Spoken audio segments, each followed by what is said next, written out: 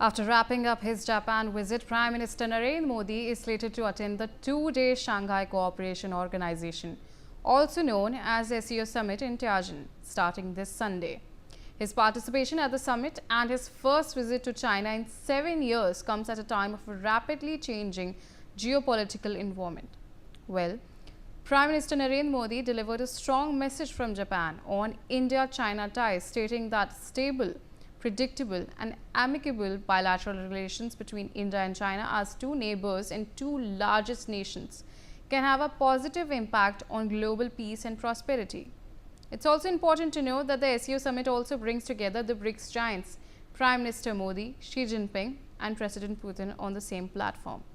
Meanwhile, a senior executive editor, Megha Sharma, has spoken to the Indian diaspora in Tianjin. Let's take a look at that. Hi, we are at the SCO Summit venue, and joining me on the show right now are two members of the Indian diaspora. They are also over here. They are also eagerly anticipating Prime Minister Narendra Modi's visit, who is going to be arriving here in Tianjin in just a short while from now. Let's quickly go to them. Could you please introduce yourself? Hi, I'm Bhargav Joshi. I'm here in China for like 12 years, and right now I'm working in Shenzhen since last 5 years. And basically I belong to Ahmedabad, Gujarat. And what about you, sir? I am Vipul Jain from Pune, mostly working in China for almost 8 to 10 years. But you know, mostly our dream is coming true, that we will going to meet Mr. Modi. And how has your entire experience been like? You've been here for such a long time. How has it been living in China? Yeah, the living in China is good, more better if you are good in the local language. As a mostly, you know, everything is easy and very simple here. If you can speak Chinese, everything is good and more better. What about you? How long have you been living in China? In which part of China do you live in? Well, I'm living here for like last 12 years. I've been in Shanghai for 5 years, and right now I'm in Shenzhen since last 5 years. I'm working in a cybersecurity and tech company as a digital marketing person. Right, absolutely. Now, you know, the Prime Minister is visiting China after 7 long years. What is the anticipation amongst the Indian community over here? We are very passionate and we are very excited to greet and meet Mr. Narendra Modi. We are seeing this as a kind of synergy between the China and India, and we are super excited to welcome him. What about you? I mean, is there a vibrant Indian community living here in Tianjin and different other parts of China? Yeah, exactly, we are not familiar from Tianjin, but almost, you know, we have come from South China, 2000 kilometers, for specially to meet Modi. Okay, wonderful. Also, I have with me another gentleman. Could you please introduce yourself? My name is Lalit Sharma. I'm originally from Punjab, Mohali, and currently living in China since 1996. Wow, that is a really long time that you've been living in China. Are you now well versed with Mandarin? Yes, I can go around in China without any problems and visited a lot of parts of China. Right, and how does it feel that the Prime Minister is visiting China after 7 years, and finally there is a thaw in relations between India and China? Yes, we are very excited because we have seen the good part of the relationship between India and China since 2014 to 18, and we hope those good times come back. There must be some lessons learned, but we want to see more positivity going forward, not only in business terms, but also in people-to-people relationships.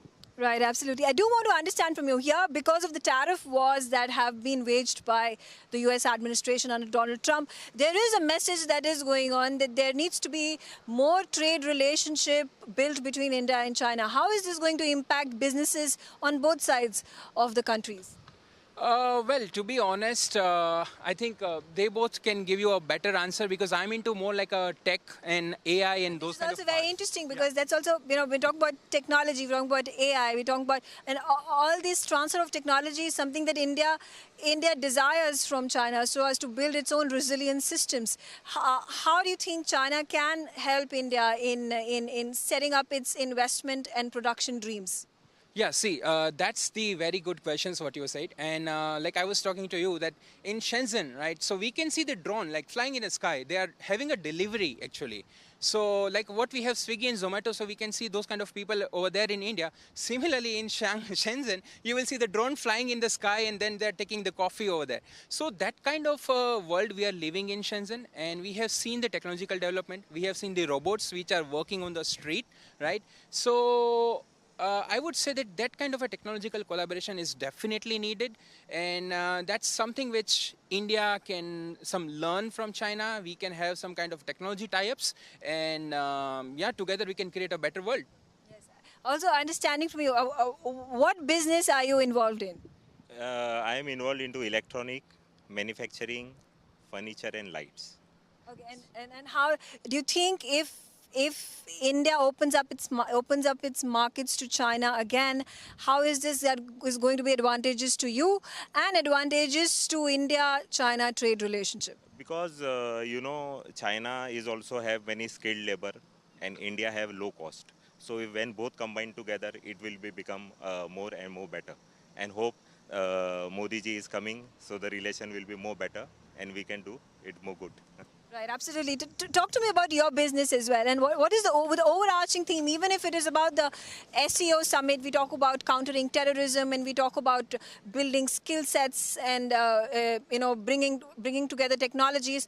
But the overarching theme continues to be, what overshadows is the Trump tariffs. How do you think India and China are equipped to tackle it? Well, I'm into the new energy sector, and I think the new energy sector is going to show the way between China and India, and I'm working with some companies in doing some level of technology transfer in that.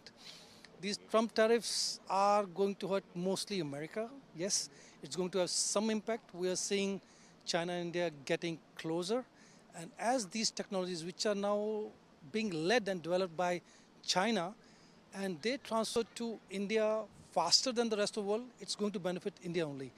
I was in India for the India Energy Exhibition also 2 months ago, and I brought some things which are not even there in Europe and US yet. And there was a very good response from the market and the industry. They said, yes, this is what we need from China. And I'm going there next month again. And hopefully, new energy, we see and hope that there's new energy between China and India also. Right. I do want to, before I let you all go, I do want to know what is the strength of the Indian diaspora here in China and particularly in Tianjin or Beijing. I just want to get an estimate of how many Indians reside in China. Well, we are from down south Shenzhen, which is the tech hub of China. Actually, Shenzhen is the future in a lot of ways. The population is mostly in Shanghai side, in South China, in Shenzhen and Guangzhou. In Shenzhen, we have a forum called Forum of Indian Professionals in South China. And these are doctors. We have people working in Apple, Google, Amazon, Flextronics, all these companies. And we are contributing a bit, and we hope that this speed increases. And the government of India, through the embassy as the Consul General of Guangzhou, they are working on it to build up relationships, not only people to people, but also in technology. Absolutely. Thank you all for joining me, sharing your views, and of course, I look forward to India doing really well and all of you doing really well, and flying India's flag high over here in China. So basically Punjab, Maharashtra In Gujarat. Okay, all right, fantastic. The three big hubs of India's development in China as well. All right, on that note, stay tuned on NewsX as I keep getting you all these snippets and interesting developments that are taking place on the sidelines of the SCO Summit. All right, as the countdown begins,